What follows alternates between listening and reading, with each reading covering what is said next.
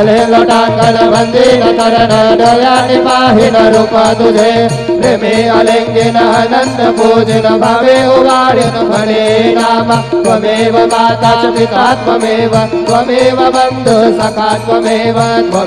विद्या द्रविणं त्वमेव सर्वं मम देवदेव कायेन वाचा मनसेन्द्रियेण वा बुद्ध्यात्मना वा प्रकृति स्वभावा करोमि यद्यत् सकल परस्मै नारायणाय समरमयामि अधुतं केशवं रामनारायणं कृष्णदामोदरं वासुदेवं हरि श्रीधरं माधवं गोपिकावल्लभं जानकीनायकं रामचन्द्रं भजे हरे राम राम राम हरे हरे हरे कृष्ण कृष्ण कृष्ण हरे हरे श्री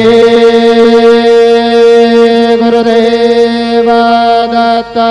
अनंता तुला ते कसे रे स्वावे अनंता तुला ते कसे रे नमावे अनंत